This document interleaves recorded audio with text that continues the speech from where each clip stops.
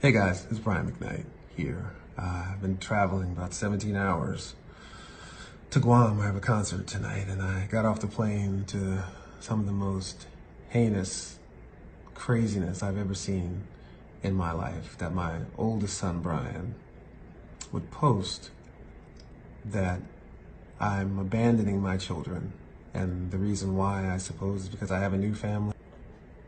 Anyone who knows me knows over the last 20 years, 30 years now as a matter of fact, that I've been there for my children every step of the way. Until recently, and let's be clear, my two sons are 30 and 27. Not 12, not 13, but 30 and 27.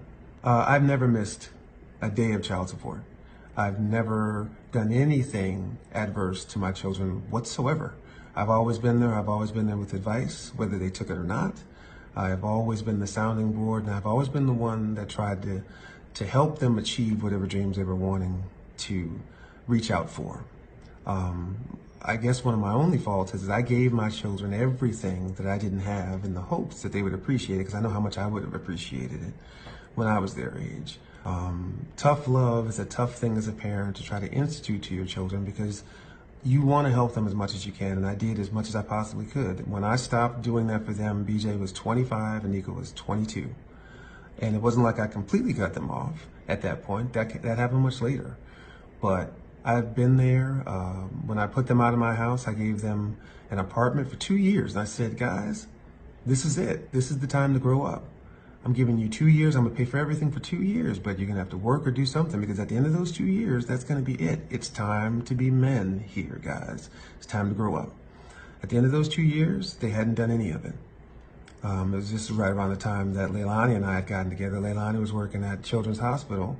And let's be clear, Leilani has been one of the only people who's been an advocate to keeping us together, to keeping us having a relationship, because she wants to have the nuclear family as much as I did.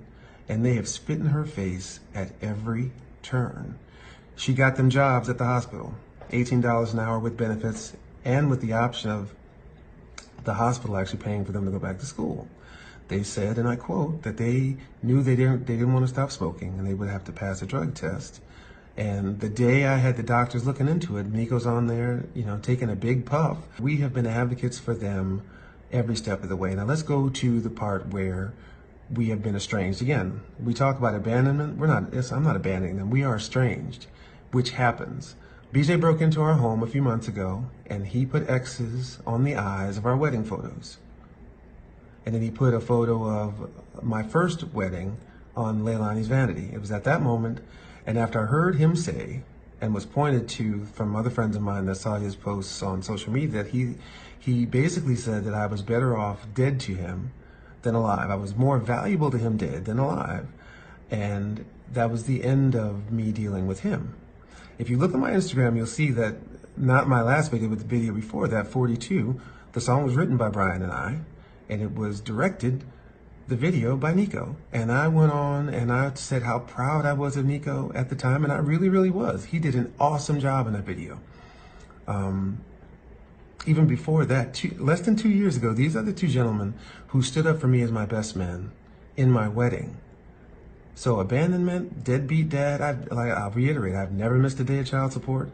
I've been there every step of the way. BJ, he talks about Jack's new car. BJ had 3 brand new cars before he was 22. But I'm not talking about material things, because none of this has anything to do with money. It's about respect. Respect goes both ways. And even in family, there's a line that shouldn't and should not ever be crossed. It's crazy to me that people will just believe anything, and I thought it was important to set the record straight and let you guys know that abandonment has nothing to do with any of this. Deadbeat dad, I've been there every step of the way. And let's also remember that these kids are 30 and 27, not 12. It's time for grown men to be grown men. And I'm sorry that tough love happens to be this way. And I do wish them the best. I want them to have and to reach their dreams and their full potential. But like any other man in the world, you got to go out there and you got to take it. As far as my daughter is concerned, her mother, if you look back at my Instagram, she was a part of this family too, with Jack and Julie and Leilani and myself.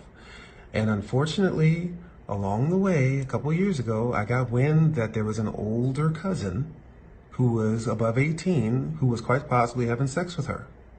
So I called, as a father should, to the state office for children's affairs there in Arizona, and I never heard anything back. But the next thing that her mother did was to block all of us from her social media, from her phone, and completely estranged her from us. So what that told me was they didn't want me to be involved in her life that way.